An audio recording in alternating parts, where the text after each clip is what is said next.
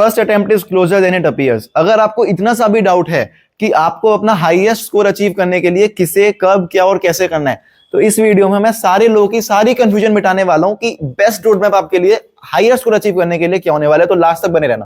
सबसे पहले वो लोग जिनको फर्स्ट अटेम्प्ट पे कॉन्फिडेंस नहीं आ पा रहा है और वो सेकंड अटेम्प्ट पे शिफ्ट करने की सोच रहे हैं। सबसे पहली बात, ऐसी सोचना तो नहीं चाहिए, पर अगर आप सोच भी रहे हो तो क्या फर्स्ट और सेकंड अटेम्प्ट का सिलेबस अलग है? बिल्कुल नहीं है, सेम है। तो आप जो बस हाई वेटेज चैप्टर्स, जैसे कि अगर आप मान लीजिए मैट्रिक्स डिटर्मिनेंट फर्स्ट अटेम्प्ट के बाद करने वाले थे तो उसको फर्स्ट से पहले कर लो। आप वेक्टर थ्री फर्स्ट के बाद करने वाले थे तो उसको फर्स्ट से पहले कर लो। आप अगर अभी फिजिकल केमिस्ट्री कर रहे हो और ऑर्गेनिक फर्स्ट के बाद करने वाले थे, ये सोच के कि ऑर्गेनिक मेरे से नहीं हो रही, तो नहीं, उसको करना है और फर्स्ट से पहले ही करना है, क्योंकि ऑर्गेनिक आपको फर्स्ट से पहले करोगे तो एग्जाम में आएगी और देखते ही टिक हो जाएगी। फिजिकल को करने में फिर भी टाइम लगेगा।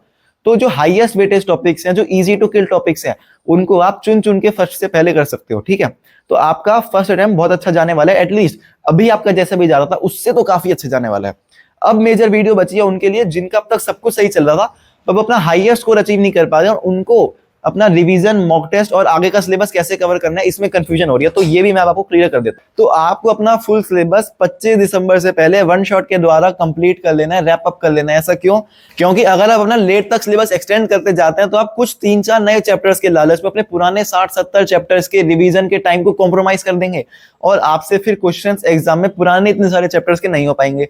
तो फिर भैया वन शॉट से हम करेंगे तो क्या हमारी क्वेश्चन प्रैक्टिस कम नहीं हो जाएगी? बिल्कुल नहीं हुई, क्योंकि हम अब चैप्टर वाइज क्वेश्चन प्रैक्टिस से ज्यादा फुल सिलेबस मॉक टेस्ट पे ध्यान देंगे, क्योंकि आते उसमें भी क्वेश्चन है ना, पर वो आपको आपके पूरे सिलेबस में जो आपकी कमियां है वो फिल्टर कर करके देगा कि भाई तेरा इस चैप्टर से ये वाला पार्ट कमजोर है और उसको आप रिवीजन में ज्यादा टाइम दे पाओगे, तो आपको रिवीजन में ज्यादा हेल्प हो जाएगी। और आपके जो एग्जाम टेम्परामेंट होता है वो बहुत जरूरी होता है, बच्चे उसको नेग्लेक्ट कर देते हैं। जैसे मेरा फर्स्ट अटेम्प्ट भी फर्स्ट मॉक टेस्ट था, मतलब जो मेरा एक्चुअल जीमेंस का फर्स्ट अटेम्प्ट था वो मेरा फर्स्ट मॉक टेस्ट था। तो वहां पर जब मैं गया तो वहां पर थोड़ी धड़कनें तेज हो जाती है और हाथ में मेरे स्वेटी पाम्स हो जाते हैं, और कई लोग कैसे होंगे नर्वसनेस, एंजाइटी की वजह से। तो इस सब की प्रैक्टिस के लिए आपको minimum 15 full syllabus mock test तो देके ही जाने हैं। वो कैसे? 25 दिसंबर के बाद हम दिन का एक फुल सिलेबस मॉक टेस्ट देंगे और उसी के साथ दिन के अराउंड 3 चैप्टर रिवाइज कर लेंगे।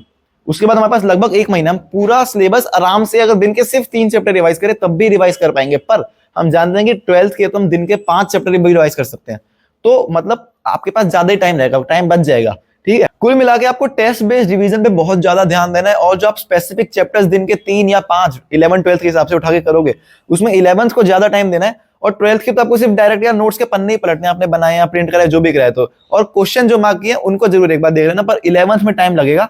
11th के आपने पन्ने पलटे, कुछ भी लगा क्या ये मेरे को आता है नहीं आता, आपको आता होगा, हो सकता है आपको 80% चीज आती हो, तो अब उसके इंस्टेंटली सॉल्यूशन मत देखना। एक रफ कॉपी उठाई या रफ कॉपी की जगह व्हाइट शीट ऑफ पेपर उठाया, क्योंकि आपको जेईई मेंस में 7 व्हाइट शीट्स ऑफ पेपर मिलेंगे, तो प्रैक्टिस उसी पे हो तो बढ़िया है।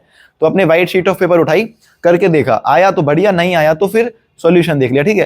पर मेजर जो हमारे रिवीजन में अब की बार हमको जो चीज निकालनी है वो है जो आप अब तक चीजें नहीं कर पाए हो, जो आपको अब तक रटी नहीं है या फिर अब तक आपको समझी नहीं है, कुछ भी रटने वाला पार्ट भी, समझने वाला पार्ट भी, जो नहीं आया अब आप उसको अलग से कॉपी में लिख लो। कैसे? ऐसे, ये देखो, जैसे ये मेरी एक्चुअल कॉपी है जो मैं कह रहा हूं, इसमें एक एक चैप्टर मेरा लगभग 1.5-2 दिन में 1.5-2 पेज में खत्म हो रखा है।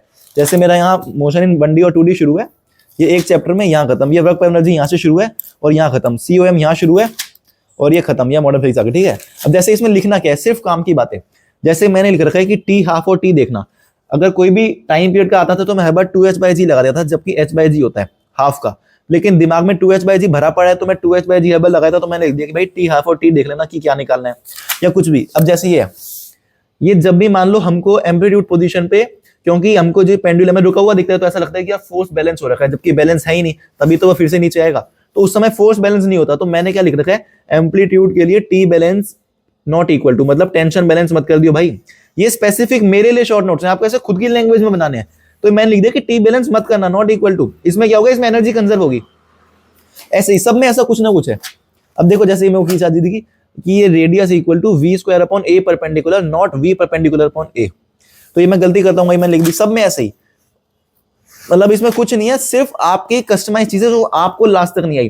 जैसे इसमें मैंने क्या लिखा है कि जो रोलिंग ऑन इंक्लाइन प्लेन में होता था फ्रिक्शन का, तो मैंने लिखा है कि ये equal to mg sin theta अपन ये है, ना कि म्यू mg cos थीटा। मैं गलती करता हूँ, मैंने ऐसे लिख लिया, या फिर कुछ भी आप इसको देख सकते हो। एक एक दो दो पन्ने में पूरे पूरे चैप्टर खत्म है, तो ऐसी ही आपको एक कॉपी जरूर बनानी है। और ये कॉपी देखो पूरी भरी भी नहीं यार, कितने से पेज बने, पूरा खाली पड़ी है। तो इतने से आपको बहुत ज्यादा हेल्प होने वाली है। यही आपका स्कोर मिनिमम 30 to 40 बढ़ा देगा। और ऐसा हम कर क्यों रहे हैं? ऐसा हम इसलिए कर रहे हैं क्योंकि आशीष अरोड़ा सर या फिर बड़े बड़े टीचर भी ये बात कहते हैं कि अगर आप एग्जाम से जस्ट पहले अगर पेजेस पलट के नहीं जाओगे अपने पूरे सिलेबस के, तो आपको क्वेश्चन आते तो होंगे पर वो क्लिक नहीं होंगे। मतलब आप अपने बगल वाले से फर्स्ट लाइन ऑफ क्वेश्चन देख लिया कैसे सॉल्व करना है तो हो जाएगी, पर अगर आपको क्लिक नहीं होगा तो क्लिक करने के लिए एग्जाम से जस्ट पहले पूरा सिलेबस को एक बार पलट के जाना जरूरी है, जिससे वो कॉन्फिडेंस आ जाए। तो पूरा सिलेबस आप पलट सारे अपने जो मोटे मोटे अपने नोट्स बनाए उससे तो पलट नहीं सकते, तो एक लास्ट में आपने जो शॉर्ट नोट्स की कॉपी बना ली, इससे आप पूरा सिलेबस को 1-2 दिन में फुल रिवाइज कर सकते हो और इससे आपको क्वेश्चन क्लिक हो जाएंगे एग्जाम के दिन। तो ये आपका 100% बहुत अच्छा स्कोर बढ़ाने वाला है। और यार इस आगे के 1-1.5 महीने में मॉक टेस्ट और रिवीजन वाले पार्ट में प्लीज उस चीज पे ज्यादा ध्यान देना जो आपको नहीं आती है, क्योंकि जो आती है वो तो आती ऑलरेडी है। मतलब जैसे मैंने आपको एक कॉपी दिखाई तो मैंने इसमें टी हाफ को भी लिख रखा है, दुनिया की सबसे आसान चीज होगी भले ही, पर क्योंकि मैं उसमें गलती कर रहा था तो ये मैंने लिख लिया। रिगार्डलेस ऑफ वो कितनी भी इजी हो कितनी भी हार्ड हो, मुझे आती है तो नहीं लिखी, मुझे नहीं आती तो लिख ली। ऐसे ही मैंने आपको इस वीडियो में इस सब के बारे में बताया हो कि आपको लिखना क्या चीज है, क्या चीज नहीं लिखनी, ध्यान किस चीज पे देना है। उसके लिए आप ये चीज प्लीज देख लेना, आपको ये बहुत ज्यादा इंप्रूवमेंट देने वाली है। तब तक के लिए गुड बाय।